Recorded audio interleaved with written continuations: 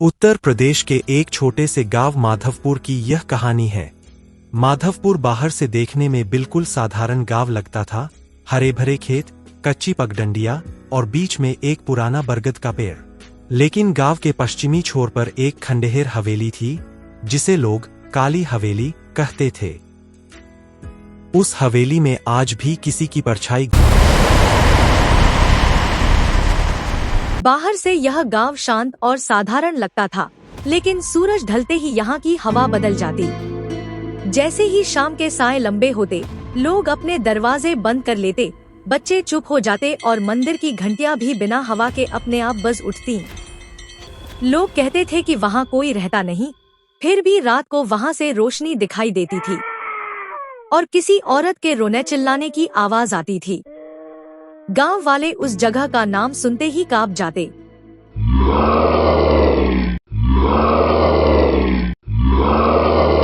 घूमती है। लगभग 40 साल पहले माधवपुर में ठाकुर रघुवीर सिंह नाम का जमींदार रहता था। वह बहुत सख्त और घमंडी स्वभाव का था। उसकी एक बेटी थी, गौरी। गौरी बहुत सुंदर और दयालु थी। पूरे गांव में उसकी सुंदरता और मधुर स्वभाव की चर्चा थी। गौरी को गांव के ही एक साधारण किसान लड़के माधव से प्रेम हो गया। दोनों बचपन से साथ खेलते थे और धीरे धीरे उनका स्नेह प्रेम में बदल गया। लेकिन ठाकुर रघुवीर सिंह को यह रिश्ता बिल्कुल मंजूर नहीं था।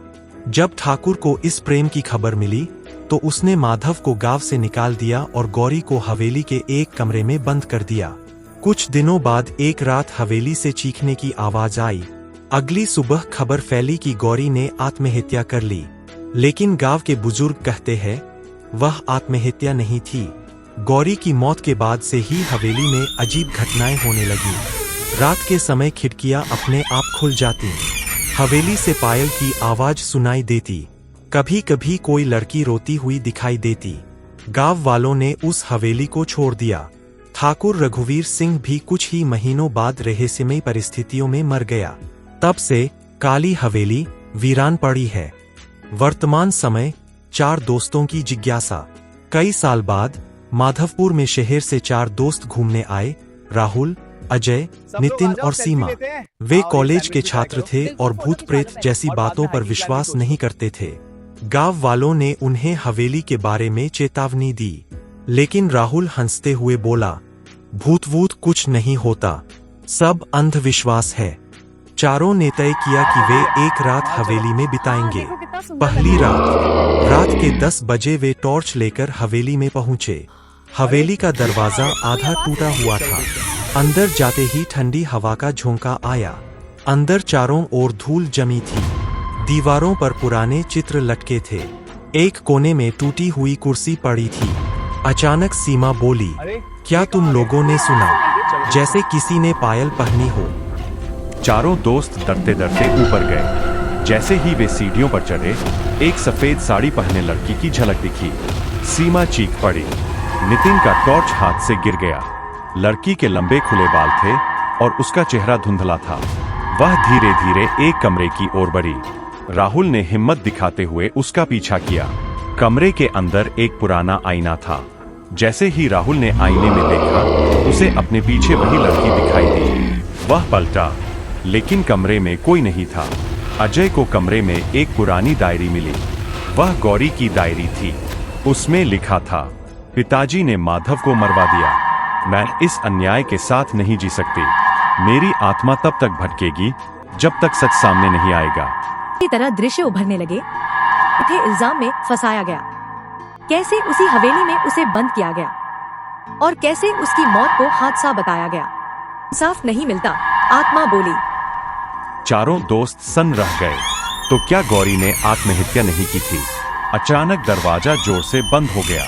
कमरे की लाइट, जो टॉर्च से आ रही थी, टिमटिमाने लगी। सीमा रोने लगी, हमें यहाँ से निकलना चाहिए। तभी वही पायल की आवाज फिर सुनाई दी और इस बार एक स्पष्ट आवाज आई, माधव, तुम आ गए। राहुल का नाम माधव नहीं था, लेकिन आवाज जैसे सीधे उसके कानों में गूंज रही थी। आईने में फिर वही लड़की दिखाई दी। इस बार उसका चेहरा साफ था, आंखों में दर्द और गुस्सा। गौरी की आत्मा बोल रही थी, मेरा सच दुनिया को बताओ। मेरे पिता ने मेरे प्रेम को मार दिया, मुझे न्याय चाहिए। चारों दोस्त समझ गए कि गौरी की आत्मा को शांति तभी मिलेगी जब सच्चाई सामने आएगी। सुबह होते ही चारों दोस्त गांव के बुजुर्गों के पास गए। उन्होंने डायरी दिखाई। गांव के एक बुजुर्ग ने सिर झुकाकर कहा, हमें हमेशा शक था, लेकिन डर के कारण कभी बोल नहीं पाए। उन्होंने मिलकर ठाकुर की पुरानी हवेली के पास खुदाई करवाई। वहां से एक कंकाल मिला। वह माधव का था। गांव में सन्नाटा छा गया। आत्मा को शांति। गांव वालों ने पूरे सम्मान के साथ माधव और गौरी की याद में एक छोटा मंदिर बनवाया। उनकी प्रेम कहानी को स्वीकार किया। उस रात के बाद से हवेली में कोई अजीब आवाज नहीं आई, न पायल की छन छन, न रोने की आवाज। काली हवेली अब शांत थी। लेकिन कहानी यही खत्म नहीं होती। कहते हैं, हर साल सावन की अमावस्या की रात बरगद के पेड़ के पास दो परछाइयां साथ बैठी दिखाई देती है। लोग मानते हैं वो गौरी और माधव है, जिन्हें आखिरकार मिलन और शांति मिल गई। रात को जब चारों दोस्त गांव से वापस जाने लगे, राहुल मुस्कुराया। हम भूत पकड़ने आए थे और एक अधूरी कहानी को पूरा करके जा रहे हैं। नितिन बोला, अब हवेली डरावनी नहीं, पवित्र लगती है। सीमा ने धीरे से कहा, शायद आत्माएं भी बस न्याय चाहती है। अजय ने बरगद की ओर देखा। उसे एक पल के लिए लगा जैसे दो हल्की सी परछाइयां साथ खड़ी है, लेकिन इस बार वे शांत थीं। माधवपुर की काली हवेली अब सिर्फ एक खंडहर है, लेकिन उसकी दीवारें आज भी एक प्रेम कहानी की गवाह है। कहते हैं, जब सच सामने आता है तो भटकती आत्माओं को भी शांति मिल जाती है। अगर आपको ये कहानी पसंद आई हो तो चलचित्र हिंदी को सब्सक्राइब करें, वीडियो को लाइक करें और शेयर करें। मिलते हैं अगली फिल्म की कहानी के साथ। तब तक के लिए धन्यवाद। आपका दिन शुभ रहे।